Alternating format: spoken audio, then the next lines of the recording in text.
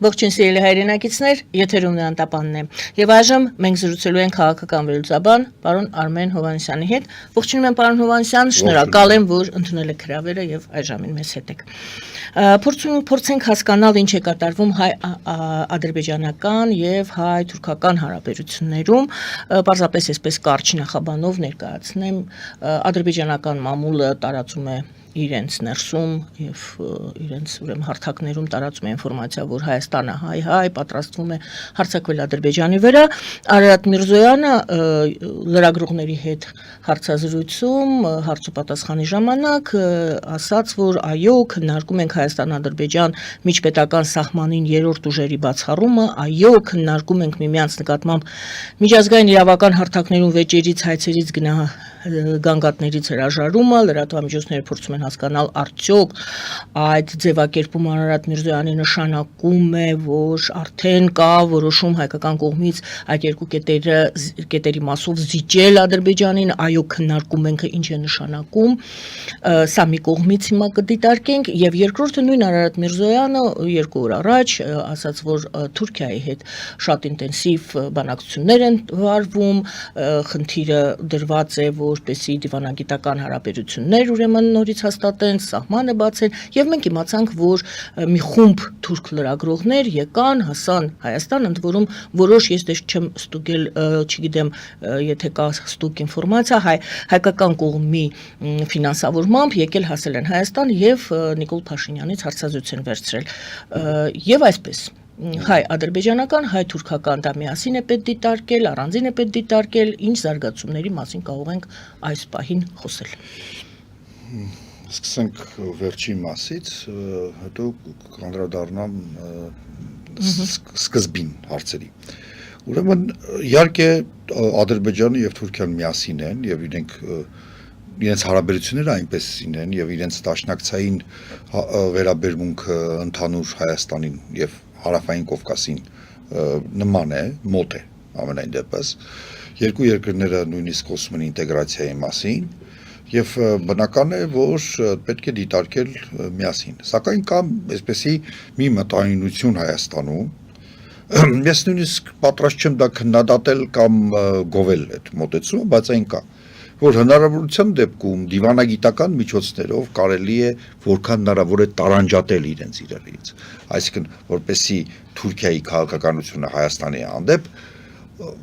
100%-անոց կախման մեջ չլինի Ադրբեջանից եւ Ադրբեջանի հետ հարաբերություններից, այլ ինչ որ ինքնուրույն բնույթ կրի։ Կա այդպիսի մտայնություն, այդ մտայնությունը Հայաստանում հայտնի է 90-ական թվականներից, մոռացված չէ, փորձեր եղել են անընդհատ, որպես կանոն վերջում տապալվել են, եթե տապալված չլինեին, հիմա սահմանը բաց կլիներ եւ այլն եւ այլն։ Մենք ունենք ինչ որ ունենք։ Բայց այդ այսպես ցանկությունը, այդ միտումը եւ այդ միջոցը Հայաստանի շուրջ իրավիճակը մի քիչ մեղմացնելու ինքը շրջանառվում է եւ այսօր Հայաստանի Հանրապետության կառավարությունը գտնում է, որ հնարավոր է ինչ որ ջանքերով օգտվելով որ Թուրքիա եւ Ադրբեջանի միջև տարաձայնությունները մի քիչ ավելի այսօր շատ են, քան 3 եւ դա կապված է նաեւ օբյեկտիվ բաների հետ, օրինակ Իսրայել պետության պահվածքի եւ դրա վերաբերմունքի, Ռուսաստանի պահվածքի եւ Ռուսաստանի վերաբերմունքի, Եվրոպական միության հետ մերձենալ կամ չմերձենալու հարցերում կան տարաձայնություններ, ուրեմն ինչու՞ չէ, կարելի է օգտվել դրանից եւ մտնել այդ հարաբերությունների մեջ եւ Թուրքիայից ստանալ այն ինչ թուրքերը բանի նման, խաղալիքի նման կամ այսպես կոնֆետի նման քթի առաջ մեր տանում են, անդադ ստանում են տարբեր զիջումներ, բայց ինչպես փակ է այդ սահմանը, այնպես էլ փակ է։ Ըստ որում սահմանը պետք է բացվի, այսինքն պետք է որն է, ոչ թե մենք ենք ասում, ես եւ դուք որ պետք է բացվի, այլ բացվելու է, բայց անհրաժեշտություն չկա դրա համար տալ այն գինը, որ Թուրքիան ուզում է, որտեղ բացվելու է շատ ավելի օբյեկտիվ պատճառներով։ Բայց ինչևէ, այդ գործընթացը գնում է եւ հիմա կայլիստները ասում են, որ տեսեք, մենք կարողացանք օգտվել այդ պատոհանից, որ բացվեց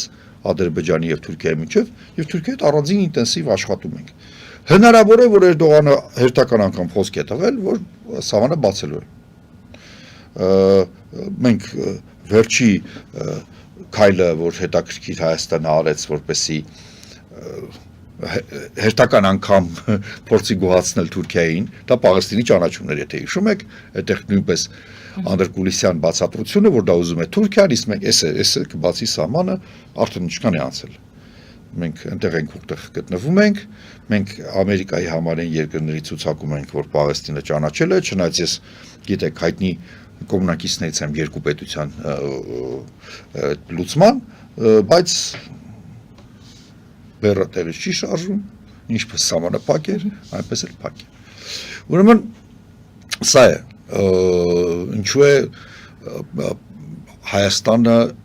սկսել արդեն բացահայտ կերպով շեշտել, ինչու է նա առանձին Թուրքիայի հետ բանակցում եւ առանձին Ադրբեջանի։ Հիմա ինչ վերաբերում է լրագրողներին,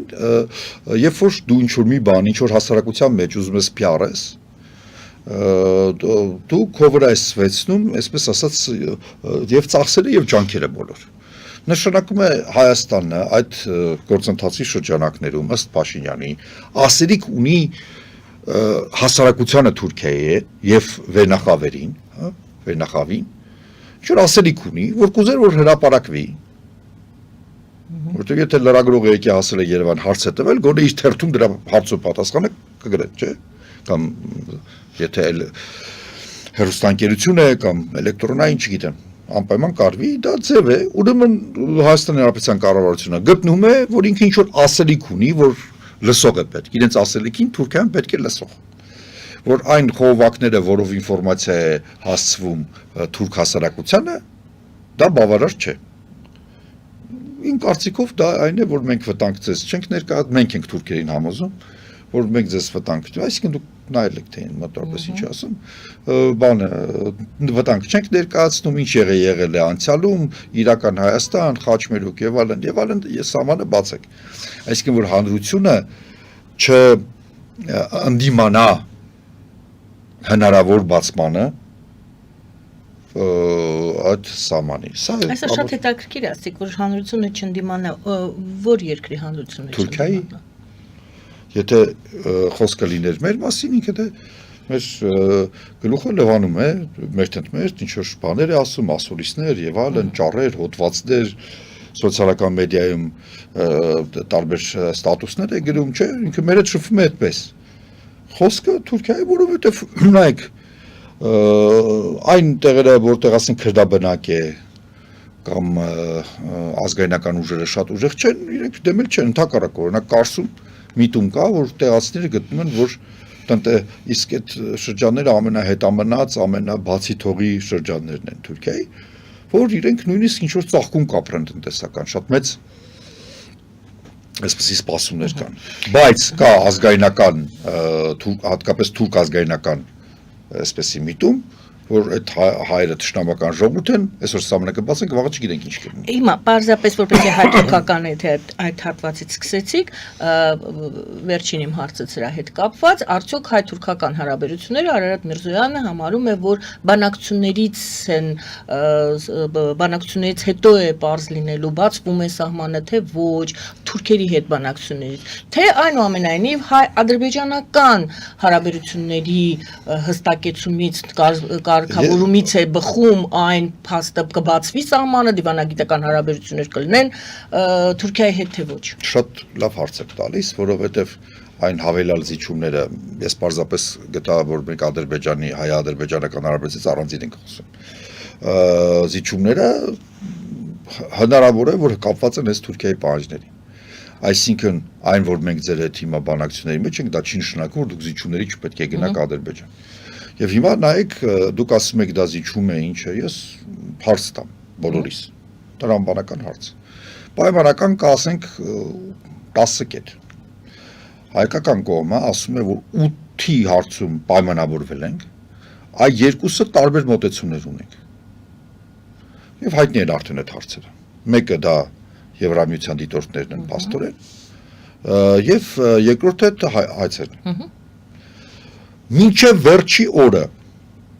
մինչև 1 ամիս առաջ իրենք պնդում էին, որ այդ հարցերում մենք այլ մոտեցումներ ունենք։ Արարատ Միրզոյանը մեր աչքի առաջ հայտարարում է, որ այդտեղ ենք զիջում։ Արդյոք այդ Մի վայրկյան, հայտարարությունը նշանակում է մի վայրկյան։ այո զիջում են։ Մի վայրկյան։ Եթե սկսել են քննարկել, ուրեմն զիջում են։ Կա զիջման երկու ձև։ Այո։ Հասնել միջանկյալ ինչ որ լուծման եւ լիովին ընդունել հակառակ կողմի պահանջները։ Զիջման երկու ձև կա։ Այո։ Ես իհարկե չեմ կարող այստեղ նստած ասել թե այդ որ տարբերակն է, առաջի թե երկրորդ։ Բայց որ, երբ որ դու ասում ես ոչ, ես շատ վատ օրինակ կբերեմ, որը մեզ պետք է մտահոգի։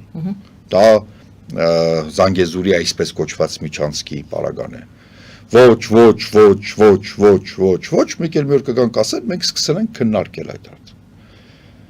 Եվ արդեն պարզ է, որ ուրեմն 100%-անոց ոչ լինել չի կարող։ Ինչ որ ոչ չէ, ինչ որ մի ուրիշ բան է։ Ընդհուպ միջև ասենք Ադրբեջանի պահանջները կատարել կամ ինչ որ միջանկյալ լուծում, չէ՞։ Մենք ամբողջ քաղաքական ուժեր ունենք, որ ասում են նոյեմբերի 9-ի այդ հայտարարության վերջի կետը, դա հենց այդ միջանկյալ լուծումն է, արեք համաձայնվենք։ Չէ, դա էլ է միջանկյալ լուծում համարվում։ Հիմա նույնը կատարվում է այդ երկու հարցի շուրջ։ Հիմա ակնհայտ է, որ դա ապտակ է նախ Եվրոպային, որտեղ երբ որ դու փոսի մեջ էիր, դու այդ Եվրամիության դիտորդները ահռելի դեր կատարեցին Հայաստանի անվտանգությունը ապահովելու հարցում։ Եվ այստեղ իհարկե կան վարձու եւ ոչ վարձու բաներ հյուսիսային երկրի այսպես սազանդարներ, որոնք փորձում են նվաստացնել, ծաղրել այդ դերը եւ այլն, բայց այդ դերի կարեւորության մասին ամենալավ խոսում է եւ ագիտատորը Ալիևն իր այդ նողկանքը, ատելությունը եւ իրենց հանել ցույց է տալիս, թե իրենց դերը որն է։ Սա շատ կարեւոր է։ Կարեւոր է, որ ամեն անգամ երբ որ իրենք հայտարարում են, որ հայերը կրակել են եւ այլն, 100%-անից պատասխան է գալիս, որ ոչ այդպեսի բան չի եղել։ Ասենք գնահատեք, թե դա ինչ է։ Հիմա սա այս հարցում եւ հայցերը իրավական, ուրեմն ագրեսիվ պատերազմ չի եղել, էթնիկ զտում չի եղել։ Կոնֆլիկտ է եղել, վերջ, մոռացվել է ամեն ինչ, գնանք առաջ։ Սա է փաստորեն Հայաստանի դիրքորոշումը, եթե նա գնում է այդ հարցերը քննարկելուն։ Ադրբեջանի դիրքորոշումը ուրիշ է։ Ադրբեջանի դիրքորոշումը դուք ագրեսոր եք, դուք շովինիստ, իմպերիալիստ ժողովուրդ եք, անդադ խոսում եք տարածքային ինչ-որ ձեր մեծ պատմությունից եւ այլն, եւ դուք պետք է Դուք ֆաշիստ, ռևանշիստ։ Այո, դուք պետք է դենացիֆիկացվեք, հա։ Այստեղ էլ այնպես չի, որ համաձայն չի մեր կառավարությունը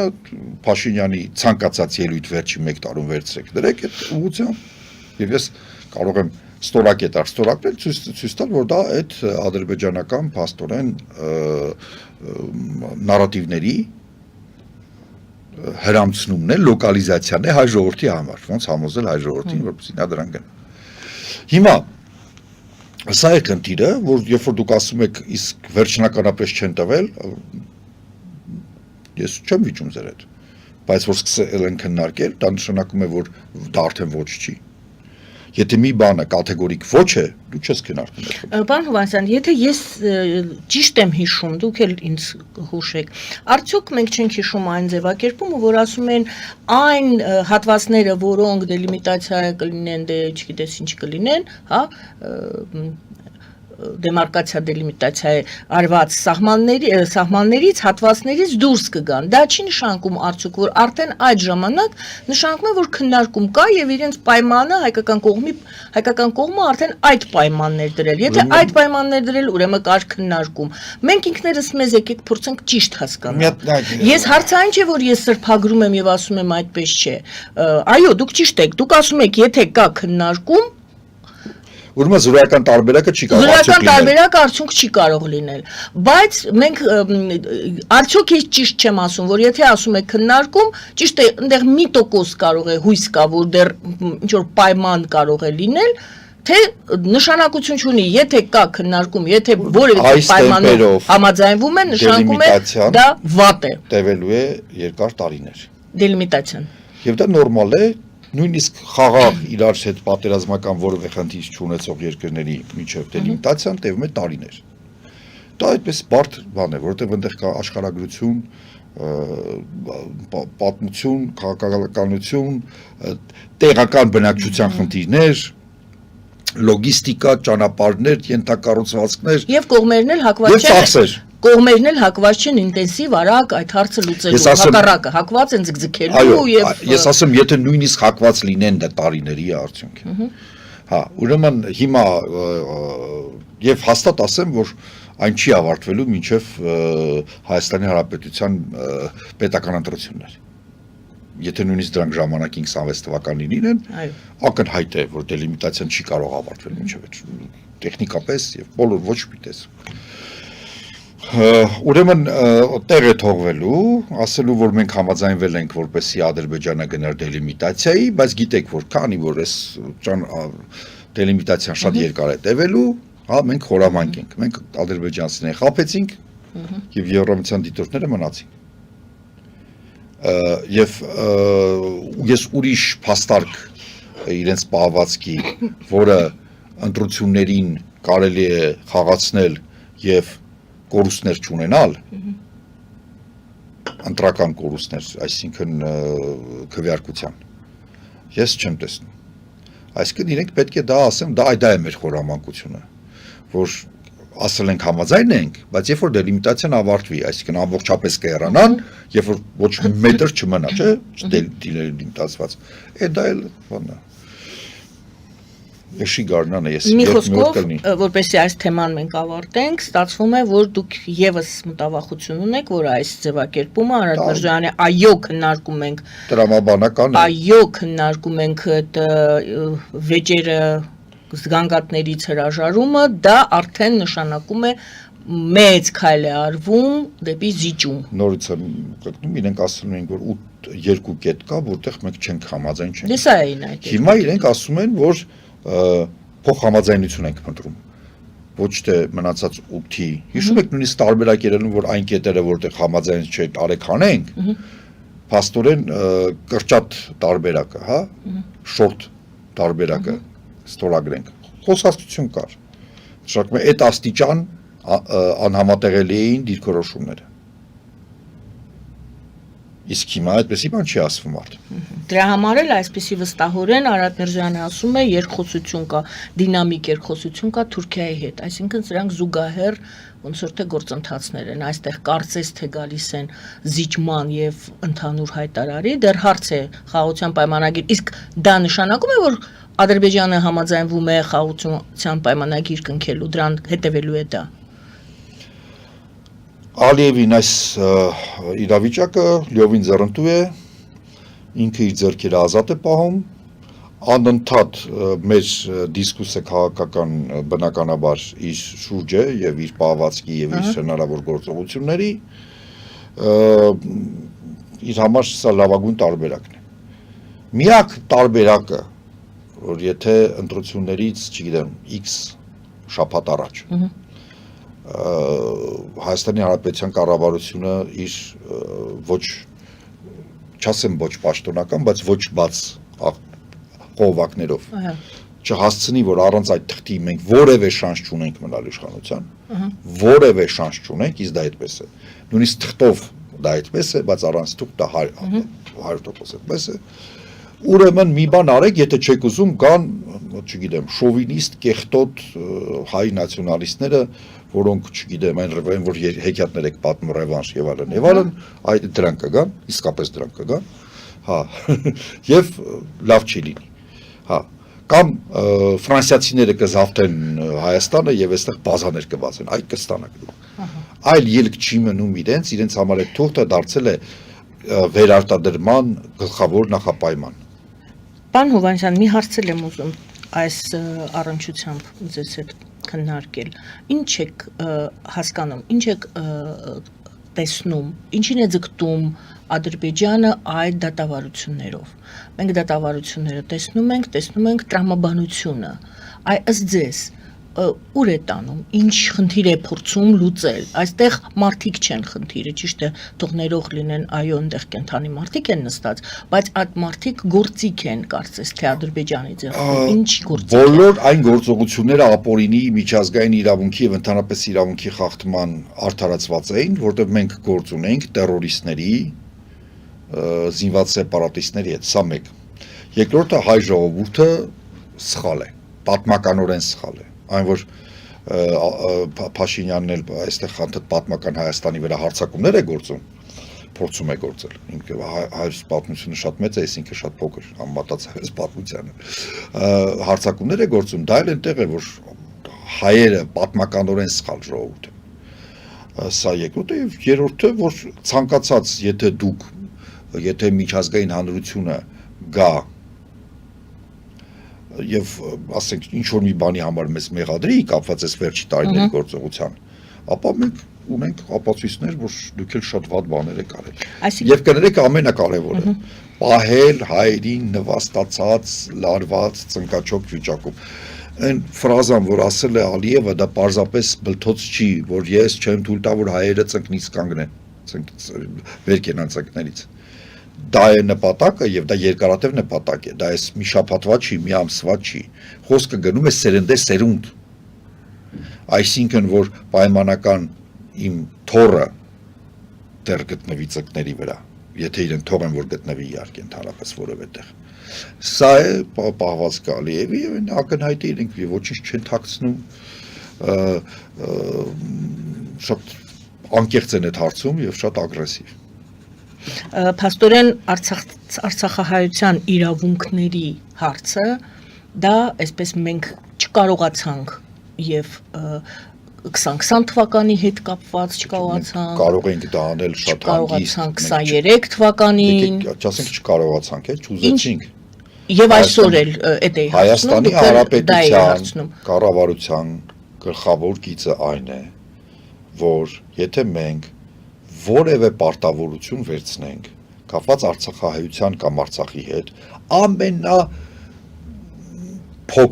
ամենանվազ, ամենասիմվոլիկ, ամենաոչինչ չպարտավորեցնող, ապա դա բերելու է կատաստրոֆիկ հետևանքների Հայաստանի համար։ Իրենք դա հավատում են դրան, իրենք դա իրագործում են։ Դրա համար կար բոլոր հնարավորությունները հասնել այդ արդյունքին, բայց նաև այս վերջի զիջումները, որը մենք խոսում ենք, ուղղված են դրան, որ նույնիսկ Ադրբեջանի մտքով չանցնի, որ Հայաստանը երբևէ բարձրացնելու է ինչ-որ իրավունքների հարց կապված Արցախահայության հետ եւ Արցախի հետ։ Սա է դա համար չասենք չկարողացանք։ Բանը, այսպես ասեմ, հանգամանքները շատ իշահ մեզ էին այդ առումով։ Եվրոպայի դիրքորոշումը, առանձին երկրների դիրքորոշումը եւ այլն, միջազգային դատարանի դիրքորոշումը, իրավաբանական համայնքի դիրքորոշումը, բայց Հայաստանի Հանրապետությունը ընտրել է այդ քաղաքական գիծը։ Տեսեք, ես նույնիսկ չեմ ասում այն սխալ է թե ճիշտ է, բնականաբար ես գտնում եմ որ սխալ է, բայց այն պաշտոնական է։ Եվ եթե քայլիցները վերարտադրվեն, նա մնալու է պաշտոնական գիծ։ Եվ ամենամեծ վտանգը դա է, ըստ երևույթին։ Այո, ամենամեծ վտանգը նա է, որ օրինական ազատ ընտրությունների պարագայում իրենք վերարտադրվել չեն կարող եւ իրենք գնան մեզ ծանոթ արդեն մեր նորագույն պատմությունից ծանոթ միջոցների իշխանությունը պահելու, այդ դա կլինի կատաստրոֆա։ Չէ, վտանգը այն է, որ Արցախի հայության իրավունքների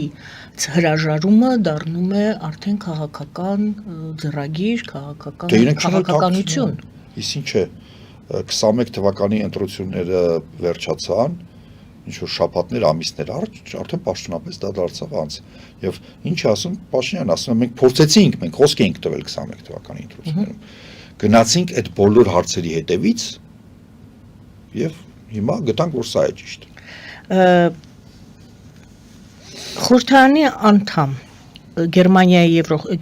Եվրոխորհրդարանում ներկայացնող ուրեմն խորհրդարանի անդամ Ոմն Թոմաս Ֆյորլիխը Նա կարծում է կներեք ազգանունը դժվար էր, կարդալ ինձ համար էլ անծանոթ մարդ է, որ հարավային Կովկասում կայունությունը բխում է Եվրամիության շահերից։ Մենք հիշում ենք այս Եվրոխարթայանում հայ բանտարկյալների վերաբերյալ բանաձև են քննարկում այժմ եւ տարբեր հետաքրքիր ելույթներ կան, լրատվամիջոցները լավ լուսաբանում են եւ տալիս են ձևակերպումները եւ այսպես այս ձևակերպումը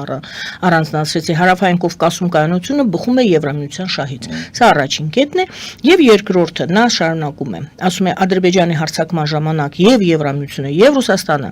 միայնակ թողեցին հայ ժողովրդին, ընդունում են, որ Եվրամիությունը եւս Եվ նա շարունակում է 100 հազարավոր հայեր ստիպված է եղել փախչել, իսկ նրանցից ոմանք այսօր պատանդ են։ Եվ այսպես Եվրախորհրդանում հայ բանտարկյալների վերաբերյալ բանաձև են փորձում ընդունել։ Դա ինչ որ ձևով օգնում է, ինչպես ասում են, դարման է։ Մեր խոսակցության ժամանակ եթե արդեն ընդունված չի, ապա կընդունվի հաստատ եւ փաստորեն բոլորը հռչակում են ռազմագերիներ։ Այդ ձևակերպումը վերջին անգամ Հայաստանի ղեկավարությունից եք լսել։ Եվ նկատեք, որ Միրզոյանը Հնդկաստանում բողոք հայտնեց այդ դատավարությունից եւ այլն եւ գնահատականներ տվեց բավական սուր։ Այն ժամանակ, երբ արդեն պարզ էր, որ Եվրոպարլամենտ մտնում է այդ ձևակերպումը։ Իսկ մինչև այդ դուք լսել եք Հայաստանի Հանրապետության որևէ պաշտոնական ներկայացուցիչ վերջին 1 տարվա ընթացքում ասի որ դա կեղծ դատավարություն է, որ դա իրավունքների խախտում է եւ այլն։ Մի քիչ թեթև քննադատել են։ Այսինքն մենք սպասում ենք մեր փոխարեն ինչ որ այդ ձևակերպումները եթե մենք դա անենք, մեզ, չգիտեմ, թուրքերը գետնին կհավասարեցնեն, բայց եթե ուրիշները անում են, երկակի է վերաբերմունքը։ Մի մասը քայլիցները համարում են սադրանք, որ մեզ կռվածնում է թուրքերի դեմ, իսկ որոշ դեպքերում ասում են լավ էր, այս մեկը լավ էր, լավ իրենք ասեցին, մենք չենք կարող, բայց իրենք ասեցին։ Հիմա դրա օգուտը, այդպիսի բանաձևերի օգուտը կամ գուցե նախ կոնկրետ մարդկանց համար օգուտը, որ շանս է տալիս, որ գոնե Ադրբեջանը ինչ որ մի առևտրի սկսի ոչ մեր հետ, գոնե Եվրոպայի հետ եւ այդ մարդիկ վերջապես դուրս գան։ Դե նա Եվրոպայի հետ իր առևտուրը մարդիկ են մեր հայրենակիցներն են, ասենք այդ ինչ բարձր օգուտը դա։ Երկրորդը, որ այդ նոր խոսում ենք, թե ինչ դատավարությունը ինչ զենք է Ադրբեջանի ձեռքում։ Այդ մի թունավոր ատամը օծի բերանից հանելու շանս է տալիս։ Այդտեղ քննարկելու բան չկա, դրանց բացի օգուտից ոչ մի վնաս չի կարող լինել։ Բարձր որ այդ մարդիկ պետք է դուրս գան։ Ես նորից այստեղ կան բաներ կան, չէ՞, բան կան,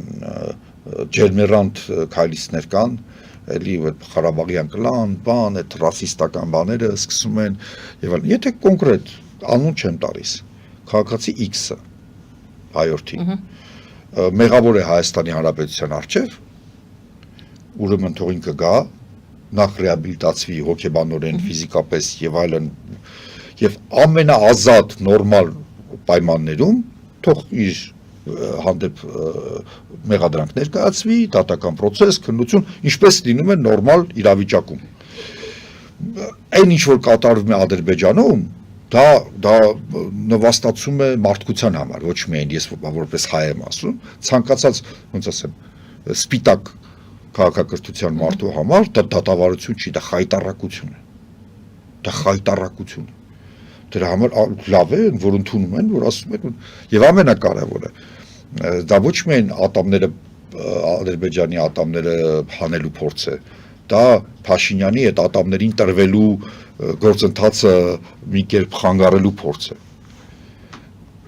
որովհետեւ հասկանում են, որ այն տեմպերով, որ իրենք ուզում են մեր թուրքական միջավայրին տրվեն, չի ստացվում, բայց եթե հանկարծ ստացվեր, ապա Հայաստանը արդեն Եվրոպա չի լինի եւ որևէ մեկին այնտեղ հետաքրքիր չի լինի, ես ասում եմ։ Հայաստանը Եվրոպա է, որովհետեւ Թուրքիա չէ, ոչ թե որովհետեւ հակա Թուրքիա է, ասում են, այ մեկ ուզում եք մեզ սարքել ֆորպոստ հիմարություն։ Հայաստանը ոչ մեկի ֆորպոստը չի եղել, իրականում չի լինելու։ Հարցը նա է, որ Հայաստանը Եվրոպա է թե ոչ։ Հայաստանը եւ Վրաստանը ինչարած, այդպես է դրվում հարցը։ Եվ ես կարող եմ ցանկացած բանավեճում ապացուցել, որ Հայաստանը Եվրոպա է։ Ստորագրվել է Հայաստանի Նիդերլանդների թագավորության միջև ռազմավարական գործընկերության մասին հռչակագիր։ Համարվում է, որ ընդհանրապես Նիդերլանդների շատ վերլուծաբաններ ասում են, որ Նիդերլանդների համար այսպիսի հռչակագիր նրանք ամեն մեկի հետ չեն ստորագրում, սա շատ Եվ մի երկիր, որ ունի ստվար թյուրքական բնակչություն եւ այլն, բայց հաշվի առնելով նաեւ այդ հանգամանքները, դա երկրի շատ լուրջ է։ Նրանք նույնիսկ թյուրքական կուսակցություն ունեն։ Դենք, եթե չեմ սխալ։ Ուրեմն որն է Հոլանդիայի կարևորությունը։ Եթե նույնիսկ ստորագրվել է ռազմավարական համաձայնություն, ինչը շատ լավ է, որ ստորագրվել է փայլում է։ Ուրեմն ՆԱՏՕ-ի հիմնադիր երկիր է Նիդերլանդները։ Իմ չարոց իրենք պաշտոնապես խնդրել են իրենց Հոլանդիա էլ չանվանել, այսպես մենք փորձենք հարգել Նիդերլանդի ժողովրդին եւ անվանել իրենց Նիդերլանդներ եւ նիդերլանդացի։ Հա, ուրեմն ՆԱՏՕ-ի հիմնադիր երկիր է, Եվրոպական միության հիմնադիր երկիր է, Բենիլուքսի մաս է, այսինքն դա Եվրոպական միությունը, Եվրոպական միության մեջ ավելի սերտ կապերով։ Այն ինչ որ մենք կարող ենք Վրաստանի հետ լինել։ Այսինքն կա մեծ Եվրոպական միություն եւ կա Հայաստան-Վրաստան փոխհարաբերություններ, որոնք կարող են լինել շատ հատուկ եւ շատ ավելի սերտ։ Դա երկիր է, որը մեծ ազդեցություն ունի քաղաքական եւ այլն, այսպես ասենք համաեվրոպական հարցերում։ Դա երկիր է, որը մեծ ազդեցություն ունի Բելգիայում, որովհետեւ Բելգիայի բնակչության մի զգալի մասը նիդերլանդախոս է։ Հենց Բելգիայի համանդրության մեջ այդ լեզուն կոչվում է նիդերլանդերեն, ոչ թե ֆլամանդերեն։ Եվ այլն։ Այսինքն շատ կարևոր երկիր է եւ Հայաստանը պետք է կարողանա խոսալ 27 տարբեր եվրոպական միության երկրների հետ։ Միայն եվրոբյուրոկրատների հետ, այդ Եվրոպարլամենտ, կոմիսիա բան շփվելը, դա այդքան արդյունավետ չի։ Ազգային պետություններն են որոշում այդտեղ շատ ամեն ինչ։ Մի երկրի վետոն արդեն բան է, չէ՞ ինչ-որ բան է նշանակում։ Նշանակում է բոլորի հետ պետք է աշխատել։ Նույնիսկ Հունգարիայի հետ, իհարկե հաշվի առնելով Հունգարիայի սպეციფիկան, առանց շատ ոգևորվելու եւ տրվելու։ Հիմա այդ երկիրը, կարևոր երկիրը եկել է եւ մեր հետ ռազմավարական պայմանագիր է ստորագրում, հա, եւ մի բան էլ ավելացնեմ, հարևան Բելգիայում, որտեղ ինչպես ասեցի, նախ Բենիլուքս է եւ երկրորդն էլ այնտեղ կա հոլանդախոս, նիդերլանդախոս ստվար, նույնիսկ հիմա եթե չեմ սխալվում մեծամասնությունն է բնակչության, որոնք բան են անում, Բելգիայում կառավարող կուսակցության, կառավարող դաշինքի բլոկի կոալիցիայի նախընտրական ծրագրում, որը այնտեղ գրեթե օրենքի նշանակություն ունի, այսինքն դա հրապարակվում է ստորագրություններ են տակ եւ այլն։ Եվ ստվար փաստաթուղթ է դա մի էջի վրա չի։ Մի ամբողջ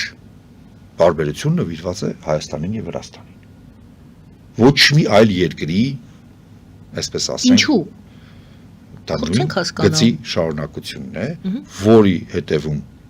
ակնհայտորեն կանգնած է Ֆրանսիան եւ կանգնած է ֆրանկո-գերմանական համաձայնությունը համատեղ ջանքերով աշխատել Վրաստանի եւ Հայաստանի եվրոինտեգրացիայի ուղղությամբ։ Գերմանիան իհարկե ավելի շատ պատասխանատվություն է վերցնում հումանիտար, տնտեսական շատ կարևոր։ Ֆրանսիան նաեւ այստեղ կա ռազմական կոմպոնենտ եւ այլն, մշակութային։ Այստեղ շատ կարևոր է իմ չարոց այդ Բելգիայի այդ պայմանագրում, թե ես հոլանդերենից եմ թարգմանել, նիդերլանդերենից եմ թարգմանել Google Translate-ով բնականաբար չեմ տիրապետում այդ լեզվին, ոչ էլ ֆրանսերենին եմ տիրապետում։ Ցավոք այնտեղ խոսում էր, որ բացի խորը պատմական կապերից քաղաքակրթական, որ մենք ունենք Հայաստանի եւ Վրաստանի հետ, այսինքն դա ասում ես դու միայն մի դեպքում, որ դա Եվրոպա է։ Եվ երկրորդը այդ բարբերության մեջ կա խաղաղություն պետք է լինի կայունություն է, ինչի մասին ասել այդ գերմանացի падգամավորը բառացիորեն կրկնում է, եւ Արցախահայության վերադարձը։ Եվ Արցախահայության վերադարձը լուծումը Արցախահայության վերադարձն է Արցախ։ Այնպես որ ես կարծում եմ, որ մենք բոլոր շանսերը մեծ հետաքրքրություն կա դեպի Հայաստան հյուսիսային Եվրոպայից, Բալտիկ երկրներից։ Մեծ հետաքրքրություն կա, մենք տեսանք այդ Բենիլուքս, Ֆրանսիա, Գերմանիա կարևորագույն երկրներից։ Մենք Լեհաստանից հետաքրքրություն կա, որտեղ պարոն Դուդան բաց այդ բառացի ասել էր, որ առանց Վրաստան եւ Հայաստան չի պատկերացնում Եվրոպան։ Մեր համար խնդրահարույց երկրներ կան իհարկե Եվրոպայում, դրանց հետ էլ պետք է աշխատել, որ գոնե չեզոքացնել իրենց ջանքերը։ Օրինակ Հունգարիան հայտնի է, անունները հելել է, մենք անդադ Հունգարիայի անուն ենք տալիս։ Առավել եւս որ հիմա կա կարևոր միտում, որ Եվրոպան դառնում է ոչ միայն քաղաքական, տնտեսական, այլև ռազմաքաղաքական միավոր, որոշումը կայացված է, ոնց որ միշտ ասում են փողը արդեն առանձնացված է որոշումը, մոտ 1 տրիլիոն եվրոյի կարգի գումար, 1 տրիլիոն եվրոյի կարգի գումար, բացի եւ գումարներ ազգային բյուջեներից գումարած այդ 1 տրիլիոնին, հա, եւ այդ ռազմաքաղաքական նոր դաշինքը եվրոպական ՆԱՏՕ-ն, որը դառնալու է այսպես պաշտպանող ծածկը Եվրոպական միության համար, մեծ հավանականությամբ այսօրվա դրությամբ ակնհայտ է, որ չի ներառելու Հունգարիային, ինչը մեր համար շատ կարևոր է, որտեղ Հունգարիան իր վետոյով անդադար խանգարելու էր, եւ չի ներառում Թուրքիային։ Ստոպ։ Ինչու եք ասում, որ Թուրքիան չի ներառելու, որտեղից գիտեք, ինչու եք։ Որովհետև դա բաց է, այնտեղ ասված է, նայեք շտաբի պետերը հանդիպում են, այդ պետությունները, որոնք միանում են, արդեն հայտարարել են, որ միանում են։ Այնտեղ Թուրքիա չկա։ Թուրքիան ասել է, որ հետաքրքրված է միջազգային։ Այո։ Բայց ուր է, մասնակցում է աշխատանքներին։ Ինքը ես կարծում եմ Թուրքիան կունենա ինչ որ ասոցիացման դեր այդտեղ կունենա, նա վերջի Եվրամիության տեխնացու պաշտոնապես։ Դե համենայն դեպս հիմա էլ շատ ակտիվացրել է իր պահանջները դառնալու լիիրավ անդամ Եվրամիության։ Այո, բայց այս պահին ակնհայտ է, որ դա տարիների խնդիր է իր համար։ Իսկ ես համոզված եմ, որ այդ դաշինքը 3-4 տարուց արդեն լիարժեք է գործելու։ Դա ոչ թե պլաններ են, այլ երբ որ եվրոպացին փողը դնում է մի կողմ եւ ասում է սա փողը, սա ծրագրերը, ասենք Բելգիա դու սա պետք է անես, Հոլանդիա դու սա պետք է անես, Լեհաստան դու սա պետք է անես եւ այլն, դա արդեն բան է, մենք եվրոբյուրոկրատիայից բողոքում ենք, բայց դա ինչ որոշում ընդունելու process-ն է երկար։ Երբ որ որոշումները իշնորհիվ Թրամփի արագանում են, դրանց իրականացումը կլինի մեր աչքի առաջ։ Ես ձեզ ասում եմ, 3-4 տարուց դա լինելու է արդեն գործող կառույց, ոչ թե ապագա, այլ ներկայի գործող կառույց։ Եւ Հունգարիայի այլ կերպ ցավոք կանոնադրությունը Եվրամիության հնարավորություն չի տալիս դուրս հանել Եվրոպական միությունից, դեռ չունեն այդ հնարավորությունը, բայց ոչ ոք իրենց չի խանգարում ստեղծել զուգահեռ ինչ-որ մի բան, եւ Հունգարիան պարզապես չհրավիրել։ Ինչը ակնհայտ է, որ այսօր պաստորեն Կալասի հայտարարությունը Էստոնու, որը հիմա ասենք այսպես արտգործնախարարն է, բանի Եվրամիության, որ մենք արդեն չենք կարող այդ Օրբանի պահվածքին էլ արդեն համբերություններս հատել է, վերջ, էլ չենք դիմանալ։ Դուք ասում եք Թրամփը ատում է, հարցազրույցներից մեկում ասել եք, Թրամփը ատում է Եվրամիությանը, թշնամի է համարում, ուզում է Եվրոպան ռուսական մուրճի տակ մնա, վախի մեջ պահի։ Ինչով է ըստ ձեզ պայմանավորված նման վերաբերմունքը Թրամփի։ Դե խորը հոգեբանական եւ այլն չխորանանք, զուտ քաղաքական տնտեսական, հա։ Նախ մարդը չի տակցնում։ Այդ արտահայտությունը մի ամեն ճարժ ասում է, Եվրոպական միությունը ստեղծվել է մեզ խաբելու համար։ Այդպես մենք թշնամական կառույցի մասին կարող ենք։ Դուք կարող եք ասել, Եվրոպական միությունը պարկեշ չէ առևտրային հարաբերություններում, կամ բան, բայց երբ որ ասում ես ձեր ստեղծվել է արդեն թշնամական քայլեր, նշանակում դու ուզում ես, որ այդ process-ը գնա հետ եւ չլինի Եվրոպական միությունը։ Իրենք չեն էլ թաքցնում։ Վենսը, հայտի Փարիզի եւ Մյունխենյան ճառերը, դա ինչ էր, օրինակ Ռումինիայի մասը շատ հետաքրքիր էր։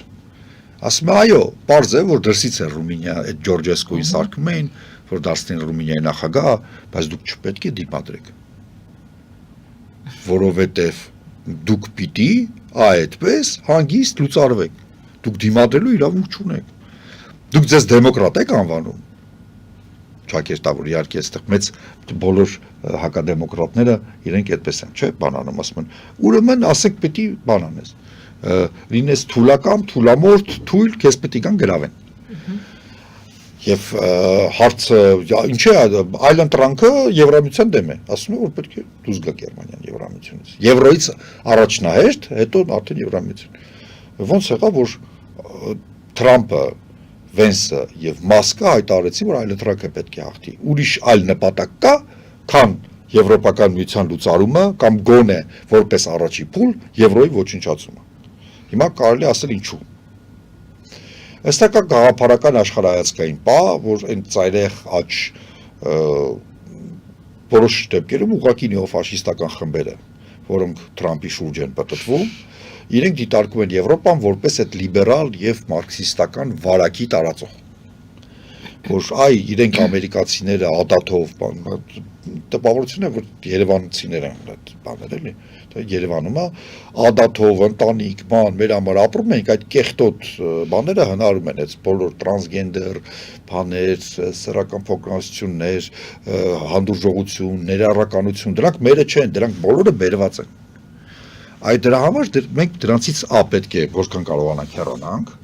Երկրորդը պետք է այնպես անենք, որպեսզի իրենք այնքան թույլ լինեն, որպեսզի այդ գաղափարները չմտնեն մեր։ Դա գաղափարական կողմն է։ Իհարկե, ես չեմ ասում, որ նա առաջնային է, բայց նա ակնհայտ է, դուք կարող եք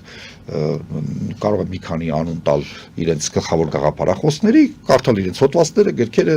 բաց տեքստով այդ ամեն ինչը գրված։ Օրինակ բանանը, օրինակի համար, Յարվինը, բաց տեքստով։ Հիմա Երկրորդ մասը, արդեն կարևոր առաջնային տնտեսական մասը։ Ակնհայտ է, որ երբ որ Ամերիկան գնում է մեկուսացման ճանապարհով եւ ամբողջ աշխարհից իր ներկայությունը նվազեցնում է, ապա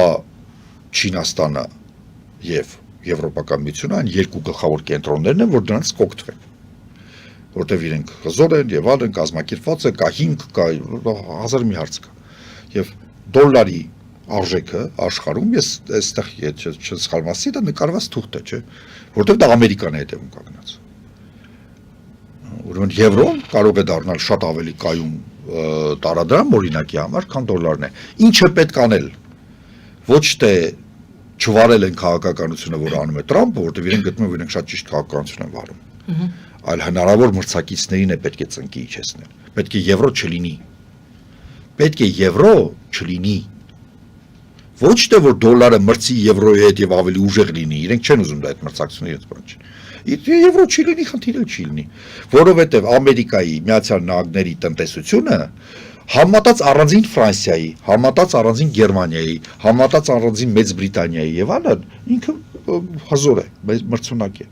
բայց միասնական Եվրոպան դա արդեն հավասարների պայքար է դառնում։ Որոշ հարցերում Եվրոպան արժևում է, որոշ հարցերում Միացյալ Նահանգները։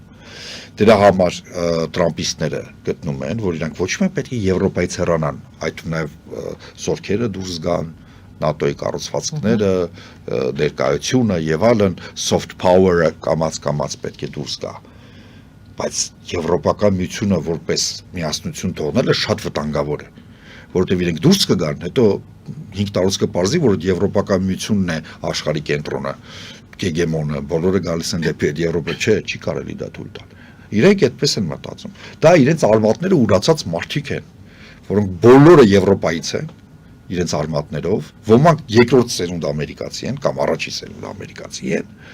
բայց մոլերանդորեն ատում են մայր հայրենիքը կոպիտ ասած, իրենց հայրենիքները եվրոպական։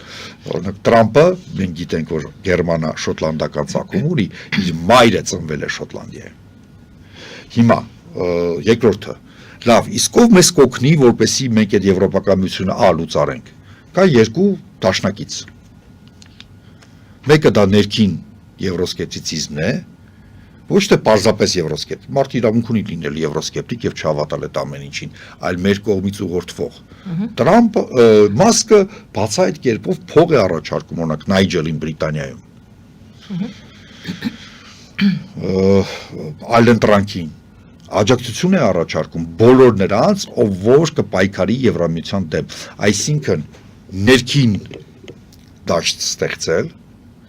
դա ինձ հիշեցնում է Կոմինտեռնը, սովետական միության կողմից, ստեղծել մի հատ բան մասկինտեռն, որը կպայքարի միասնական Եվրոպայի դեմ եւ աջակցել եւ փող տալ, դե խոսքը գնում է աշխարհի ամենահարուստ մարդու մասին, որը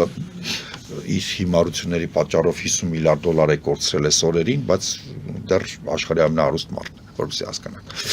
Ուրեմն եւ երկրորդը Ռուսաստանն է շատ կարևոր։ Ինչի է պետք ուկրաինացիներին ստիպել զիջել ռուսներին։ Ինչի պետք է խանգարել ոչնչացնել ծնկի իջացնել Ռուսաստանը։ Ինչի պետք է խանգարել, որպեսզի լուծարվի Ռուսաստանը եւ բաժանվի կտորների։ Եթե սկզբում կար մենակ մի նպատակ, որովհետեւ Չինաստանը դրանից կօգտվի եւ Թուրքիան, ապա Թրամփիստների մոտ մի նոր նպատակ է առաջացել։ Դա կլինի այն մահակը, այն բանը, որը կանգնած կլինի Եվրոպայի շեմին եւ անընդհատ վախ, այն ինչ որ Ադրբեջանը անում է մեզ։ Ռուսաստանի եւ Միացյալ Նահանգների նպատակները այդ հարցում համընկնում են։ Այո, դա կնայտե։ Ինչ է։ Եկեք այսպես ասենք, հա, որպես ինձ մենք ամերիկահայերը շատ ամ չնեղանան։ Դոնալդ Տրամփի եւ իր շրջապատի պատկերացումները համընկնում են Պուտինի պատկերացումների։ Շատ բարի, եւ այստեղից բխում է հաջորդ հարցը, ինչ է Ուկրաինան Թրամփի համար այդ դեպքում։ Ինչ է Ուկրաինան եվրոպացիների համար, ինչ է Ուկրաինան Թրամփի համար։ Այն է, ինչ որ Հայաստանն է ռուսների համար, այն ինչ որ պետք է տալ թուրք-ադրբեջանական տարներին, որպեսզի ինչ որ ստանալ արդյունքներ իրենց համար։ Ուկրաինական պատերազմի նախորդին։ Ուկրաինան դա այն բանն է, ապրանքն է, որը պետք է հանձնել ռուսներին, որպեսզի ստանալ ռուսների լոյալությունը եւ ռուսների ատելությունը, կռիվը, պայքարը ուղղված լինի բացառապես Եվրոպայի դեմ։ Սա բացի բարոյական կողմը մի կողմ թողենք, սա շատ վտանգավոր պլան է, որովհետև այդպես ասում էին արեք Հիտլերին, բան անենք, գոհացնենք, կերցնենք, խմսնենք, ինչ ուզում է տանք, որ նա մեզ համար պայքարի սովետական միության եւ բոլշևիզմի դեմ։ Եվրոպան, ամբողջ Եվրոպան ասպատակեց։ Բոլորին ծնկի իջեցրեց, բացի 2-3 չեզոք երկրներից եւ Բրիտանիայի, որը հերոսաբար կարողացավ մենակ դիմանալ։ Հետո նոր հարձակվեց, հարձակվեց, բայց հետո նոր հարձակվեց սովետական միության վրա։ Այնպես որ նույնը այսօր Հիտլերին, այսօրվա Հիտլերին, Պուտինին, հա, ասում են, չէ, Պուտլեր։ Հիտլերին գոհացնելու այդ քաղաքականությունը Ամերիկայի եւ նրա դաշնակիցների համար, չգիտեմ, դրանք մնալու են աշխարհի 30 թե չէ, օրինակ Իսրայելը։ Հա, շատ վատ հետևանքներ է ունենալու։ Շատ վատ հետևանքներ է ունենալու։ Սա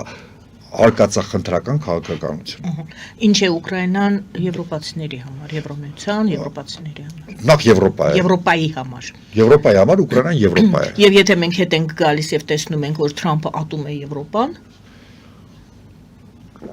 նախ Եվրոպայի, երկրորդը պատնեշ է հորդայից, Տափաստանից, այսինքն տվյալ դեպքում դա Ռուսաստանն է։ Ռուսաստանը ինքը եղել է պատնեշ Տափաստանից եւ հորդաներից Եվրոպայի համար դարերով,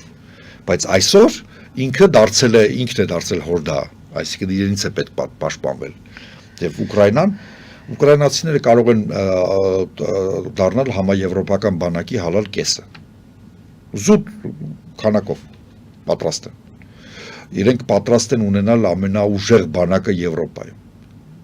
Եվ դա այն բանը, որ Ուկրաինան ոչ մեկում չի սպառնում, ոչ մեկի վրա չի արձակվում, եւ դա ուղղված է լինելու մի բանի վրա։ Թրամփը դա տեսնում է, ճիշտ է։ Իհարկե։ Թրամփը թույլ կտա, որ այդպես լինի։ Թրամփը հիմա եթե իր խոչընդոտի, իր թույլ տալով լիներ, հիմա նայում ենք, իրենք Գերմանիայում ընտրություններ էին սարքում, տեսանք արդյունքները։ Ասենք իրենք կանադացիներին ուզում էին, մտածում էին ինտելիգենտ բան կանադացիներ են, մի հատ բրկ կանեն, ծնկի կիչնեն բոլորը, հիմա բան է, հիմա կանադացիները այդ elbow up-ը ընկել են մեջտեղ եւ ասեն, որ կանադական նացիոնալիզմը ինքն արագ է աճում, որ դա կարող է նույնիսկ խնդրեմ դառնա։ Կարելի ասել, որ Ուկրաինայի հարցում Թրամփյան Միացյալ Նահանգների եւ Եվրոպայի մոտեցումները տարբերվում են, նպատակները իսկ դա ակնհայտ չի, որ տարբերվում են, այդ բոլոր երբ որ այդ հայտնի կռվից հետո Բրիտանիայում, Լոնդոնում միապետը, որը նաև Կանադայի միապետն է, ինչ այլոց, իրեն ընդունում է որպես հերոս։ Երբ որ բանը ձեռքերն են համբիրում, տեսել եք այդ վետերանի կադրերը, Նորմանդիա օպերացիայի, հա, այդ որ մտան Նորմանդիա բանը դաշնակիցները վետերան կա, կենթանի, 100 տարեկան է, երբ որ Տրյուդոն չի ճանաչում, Տրյուդոն ասում է, ես Սայլակով եմ մարդը 100 տարեկան է, չգիտեմ ինչքան, ես Կանադայի վարչապետ Տրյուդոն եմ, գլխով է անում, ես էլ ասում եմ, ես Զելենսկին եմ, ձեռքն է փորձում համբուրել, դա հասկանում եք ինչ է եվրոպացու ընդհանրապես քաղաքակիրթ այդ աշխարհի համար ով է Զելենսկին։ Հարցը նա դու կարող եք ինձ սիրել, չսիրել, հիշեք որ նկատակ երկակի, դա ամենից ծիծաղելի խոսակցություններ են։ Որտեղ մի անեկդոտ կա, ես իհարկե այդ կոպիտ դա չեմ կարող ասել, անեկդոտ չէ, ընդհանուր մի նախադասություն է, որ զվարճալի է, որ Կավենի թիմի կապիտանը ծնկի է իջեցնում FSB-ի փոխգնդապետին։ Հասկանում եք, դե նմանակում է արդեն նրա նմանակը, ինչքան ուզում է արամարեն, ծաղրեն։ Ամենայն դեպս Զելենսկին հիմա բանակցում է Թրամփի հետ, ոչ թե նույն, ասենք թե Մակրոնի։ Զելենսկին Մակրոնի հետ բանակցելու ոչինչ չունի, իրեն կանչեցին, պայմանավորվեցին, ընդհանուր գծերը նշված են, ասենք ինչ բանակցես մեկի հետ, որը քո կողմից է, ասենք մենք ասենք չգիտեմ, ասենք բելարուսները ռուսների հետ բանակցում են, թե ինչպես պետք է Եվրոպային վերաբերել։ Այսինքն իդեմս Զելենսկուն ներողություն գուցե շատ սխալ է այս հարցը, բայց այդպես է տրամաբանությունը հուշում, որ հաջորդ քայլը, հաջորդ հարցը սա պետք է լինի։ Կարծում եք արդյոք, որ Թրամփը բանակցելով Զելենսկու հետ եւ Պուտինը, չգիտեմ, միջանկյալ, միջնորդավորված բանակցելով Ուկրաինայի հետ, բանակցում են նաեւ եվրոպացիների հետ։ Իրենք ամեն ինչ արեցին, որ այդպես չլինի։ Պետք է կոնֆլիկտը հասկանալ, թե իբր թե Զելենսկին ոչ թե եվրոպացիները մասնակցում են բանակցությունների, այլ եվրոպացիները եւ Զելենսկին դա մեկ ես դա ուզում ասել։ Իրենք ամեն ինչ անում են, որ դա այդպես չլինի, որ Եվրոպային դուք պատկերացնեք պայմանավորում են մի բան, որը բերելու է Եվրոպայի համար ծայրահեղ վատ հետևանքների, բայց Եվրոպան բնականաբար որպեսզի չկարողանա դիմադրել, մենք Ամերիկան ենք, միայն մենք կարող ենք, չէ՞, Թրամփը ասում էր, Պուտինն է դե եւ դուք բանեք, կողմեք կոնֆլիկտի եւ այլն։ Եվ Զելենսկու գնալը եւ այդ կոնֆլիկտը իհարկե դեռ կային պատահական պահեր եւ պահի տակ ուներ մի նպատակ, որ Եվրոպան եւ դա բազմիցս ասել է Մակրոնը, Ստարմերը եւ այլն առանց մեծ լուծում չի լինելու։ Եվ արդեն ակնհայտ էր, որ Էրիադում Զելենսկին այդ համաժողովներից, հանդիպումներից, տասնյակ այդ ղեկավարներ, որ եկել ձեռքը սեղմել են, արդեն պայմանավորությունները կան, ինքը բանակցում է իր եւ Եվրոպայի անունից։ Ամերիկան այլևս դաշնակից չէ, Եվրոպան է դաշնակից։ Հասկանալի։ Ինքը իր դաշնակիցների եւ իր անունից է։ Ամերիկան այսպես տեղավորվել է միջնորդի աթոռին, արբիտրի աթոռին։ Հա, իբր։ Դա էլ է շատ կասկածելի, որովհետև այն հայտարարությունները, որ անում են ամերիկյան քաղաքական գործիչները եւ դիվանագետները, դրանք միակողմանի են եւ ուղղակի թշնամական են Ուկրաինայի նկատմամբ։ Մի բան էլ ասեմ, շատ կարևոր էր բանավեճի ժամանակ նախընտրական Գերմանիայում վարչապետի տեխնացուները, այսինքն լիդերները կուսակցությունների բանավիճում են եւ Ագնես Վելդելը, որը այլընտրանք Գերմանիայի համար կուսակցության լիդերն է, ասաց, որ եթե մենք շատ օգնենք Ուկրաինային, Ռուսաստանը մեզ կդադարի դիտարկել որպես չեզոկոմ եւ միջնորդ։ Այո։ Ինչին? Ոչ թե սոցիալ-դեմոկրատը կանաչը Մերցը, որը դառնալու է կանցլեր շուտով, պատասխանեց, ասեց, իսկ ձեզ ով ասեց, որ մենք չեզոք ենք, մենք Ուկրաինայի դաշնակիցն ենք եւ Պուտինը մեր թշնամին է։ Եվ հենց այդ բառերի համար, որ դուք ասեցիք, ես երբեք թույլ չեմ տա, որպեսզի դուք լինեք այս երկրի ղեկավարը։ Ամեն ինչ անելու եմ, որ ձեր նմանները Գերմանիայում չկառավարեն։ Դա անում է քրիստոնյա դեմոկրատը, նայեք, որը բան է, այսինքն ընդդիմության ներկայացուցիչը այդ բային, որը հաղթեց ընտրություններում։ Հիմա հարցը որն է, որ Եվրոպան չեզոք լինել չի կարող իրեն թույլ տալ, որտեղ երբ որ ռուսական սապոգները անցնեն սահմանները եւ մտնեն Լեհաստան,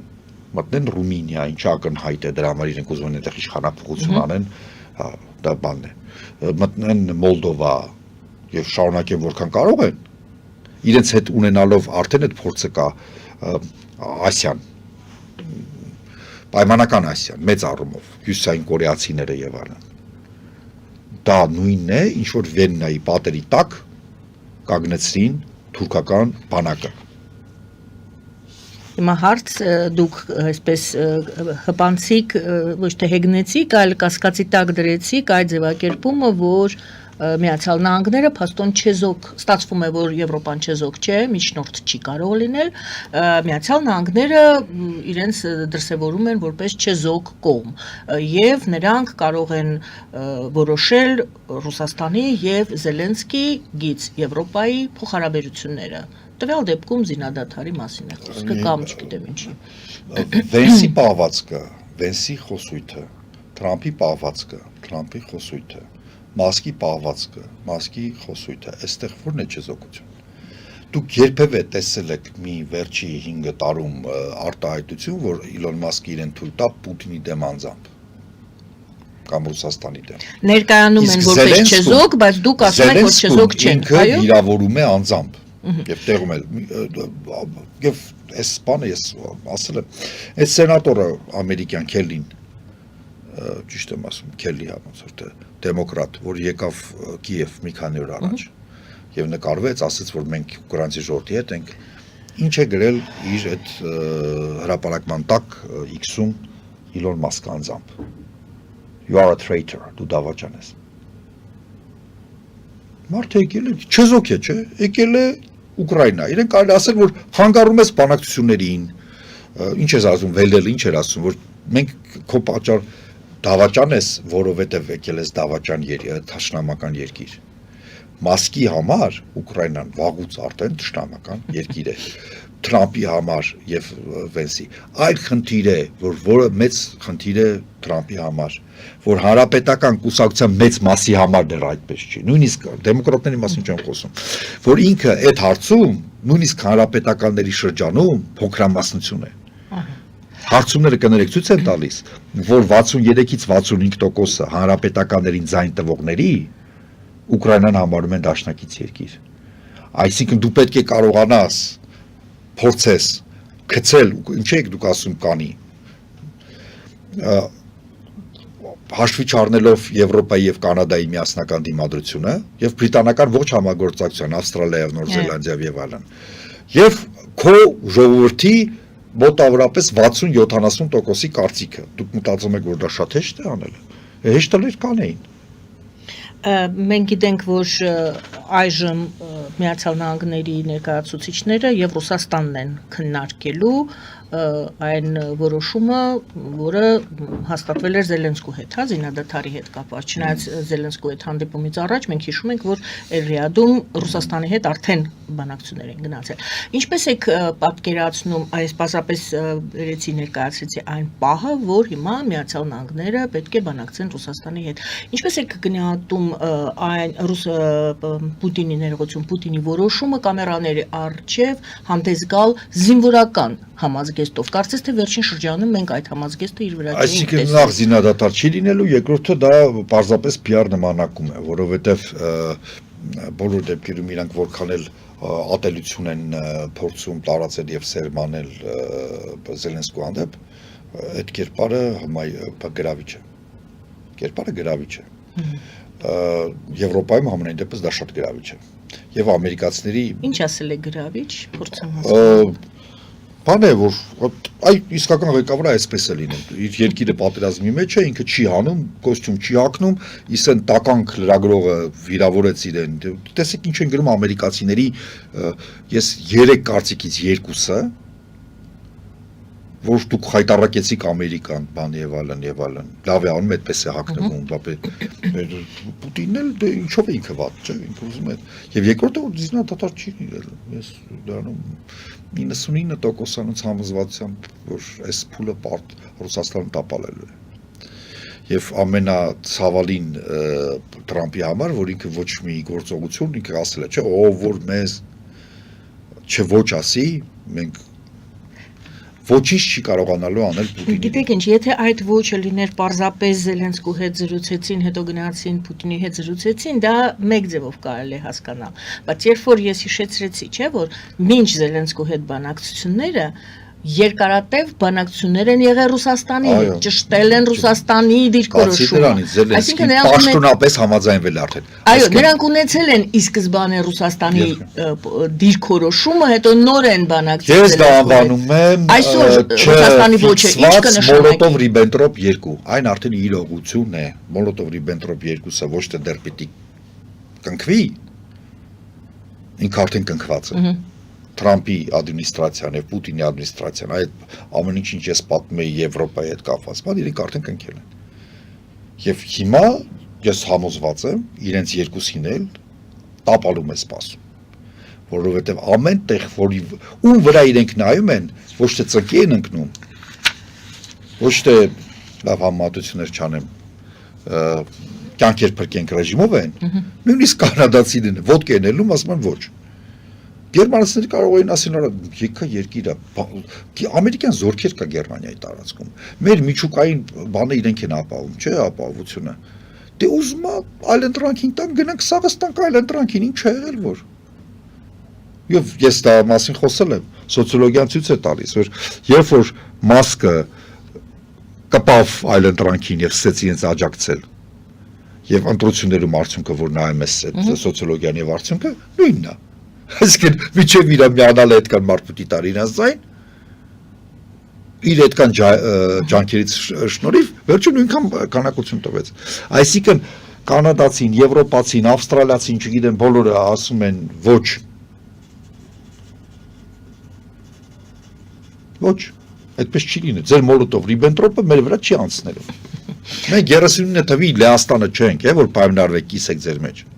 Եվրոպան խոճապի մեջ է, Եվրոպան տապալվում է, Եվրոպան ընկել է Միացյալ Նահանգների ատամի տակ։ Գիտեք, այս բաները,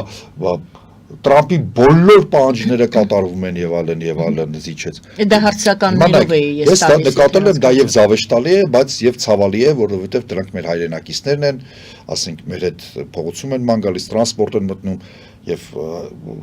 հոգեբանորեն adekvat մարդկանց կողքին մնալը մի քիչ մարդ իրեն ավելի ապահով է զգում, բայց իրենք կան եւ ասում են Նիդերլանդների հետ այդ ռազմավարական գործընկերության մասին հռչակագիր է գրել, ուրախանում եք, այնինչ Եվրոպան եւ նորից շարադրեմ այդ ամենը։ Հիմա ասեմ ինչ են իրանց իրենք Տրամփին նոր են սկսել սիրել, մի ամիս առաջ չէին սիրում Տրամփին կամ 3 ամիս առաջ կոնը չէին սիրում։ Առանց Ռուսաստան աշխարհը իրենք ի վիճակի չեն պատկերացնել։ Պարզապես ի վիճակի չեն։ Առանց Հայաստան կարող է որոշ դեպքեր։ Առանց Ռուսաստան չեն կարող։ Ռուսաստանը գնում է մարման։ Բոլոր օբյեկտիվ։ Դե ինչպես մարման, տեսեք, ռազմական համազգեստը, զինվորական համազգեստը հակել է եւ Թրամփին ասում է ոչ։ Դե ես հիմա հասնեմ այդ կետին։ Եվ Թրամփը դա այն փրկիչն է, երկնքից իջավ եւ իրենց եւ Ռուսաստանն է փրկում եւ Պուտինին է փրկում հնարավորություն տալիս ասել ոչ եւ փաստորեն եվրոպացիներին է ճնշում, իսկեն կատում են, չէ, բաներն արժեքները եւ այդ երկրներին եւ Թրամփը դարել է, ես նկատել եմ այն մարդիկ, որոնք Պուտինի համար կոկորդ էին ճղում, բոլորը Թրամփիստ են դարձել։ Բայց եթե ես չլինեի պատմաբան, ես ավելի կզարմանայի։ Բայց ես գիտեմ մի բան, որը շատ տարածված չէ, բայց իրողություն է, թե Մոլոտով-Ռիբենտրոպ պակտից հետո կոմունիստները եվրոպական երկրների ինչպես էին Գերմանիայի համար կոկորդ ճղում եւ պաշտպանում Հիտլերին եւ պաշտպանում այդ պակտը, Հիտլերը դարել էր աշխատավոր ժողովրդի բարեկամ համարյա, եւ այլն, ըստ որում իրենք իրենց կողմնակիցներին ագիտացիա էին անում չդիմադրել Գերմանիային, որտեվ իրենց համար կարևորը աշխարհի կենտրոնը ոչ թե այն երկիրն է, որտեղ իրենք ապրում են, այլ Մոսկվան էր։ Հիմա դա տևեց մինչև 1941 թվականի հունիսի 22-ը։ Հետո գիտենք ինչ եղավ։ Բոլորը դառան պատրիոտ, բոլորը գնացին բանը դիմադրության շարժում կոմունիստները, սկսեցին լուրջ պայքարել, զոհվել, բայց մինչև 41 թվականի հունիսի 22-ը այդպես չէր։ 41 թվականի հունիսի 22 պատկերացնում եք կրկնություն։ շատ դժվար է այդպեսի բաները կանխատեսել կամ չկանխատեսել, բայց այն որ այս կամ այն ձևով Մոլոտովի-Ռիբենտրոփ պակտը, չգիտեմ, եթե նույնիսկ 2 տարի կյանք ունենա, ես կզարմանամ։ Ինչպես նաև այն մեկը ունեցա։ Թե ինչպես դա կավարտվի, ոչ մեկը չգիտի, բայց 2 տարի դա նույնիսկ ֆանտաստիկ, հիմա ավելի արագ է ժամանակը։ Բանը, ես Հիտլերը երևի կերազեր Թրամփի ակտիվությանը այդ 79 տարեկան մարդու, որը օրական 25 անգամ ինչ-որ խայտարակ հայտարարություններ անում եւ այլն փոփոխում է կարծիքը եղել են։ Այնպես որ շատ արագ է ամեն ինչ գնում։ Ես այս վերջինը նայեցի, ասենք Իռլանդիայի ղեկավարին են բերել Ամերիկայում, եթե չեմ սխալվում, 80-ից 100 միլիոն մարդ իռլանդական արմատներ ունի։ Այսինքն Իռլանդիան Ամերիկայի մայր երկիրն է, կարելի ասել։ Դուք տեսեք ինչ կատակներ անճաշակ եւ էլի ինչ որ դասեր տալ, էլի այն նույն կոլխոզնիկը, որը հարցեց ինչու կոստյում չեք հագել, որ բերել են այդ այսպես կոչված լրագրողը, ասեց, բանը, մի հատ հարց տվեց, ես չեմ ուզում ասել, որովհետեւ կոնտեքստը պետք է բացատրեմ, թե ինչի է այդ հարցը տվել, ասեք խայտարակություն, սա ավելի վատ էր նայվում, քան Զելենսկուն, որովհետեւ կոնե ինտրիգ կար, կոնե բան կար, կռիվ կար, ջրաջել էր կալի։ Շնորհակալ եմ այսօրվա զրույցի համար։ Քաղաքական, այսպես ցունամի չասեմ, երկրաշարժի վիճակ է սկսվել, երկրցնցումները սկսվել են, թե հանգիստ, հանդարտ վերադասավորումներ են ընթանում։ Ցավոք լիդերների անձը ազդում է պատմական գործընթացների որակի վրա։ Ես չեմ ասում, որ պատմությունը կերտում են անհատները եւ այլն, մենք այդպես չեմ անցալում։ Թրամփի անձի առանձնահատկությունները, Պուտինի անձի առանձնահատկությունները, այն աշխարհի բոլոր այս նոր, եթե նոր բռնապետների տարիքային խումբը եթե նայեք, մոտորապես բան է, այստեղ պիկեր են, հա։ Հա, պիկե եւ հանդարտություն բան չի լինել։ Շնորհակալ եմ։ Շնորհակալություն սիրելի հայրենակիցներ, քաղաքական վերլուծաբան Արմեն Հովհաննիսյանի հետ էինք զրուցում, զրուցվարում էր Գայանե Առաքելյանը, բարին ձեզ։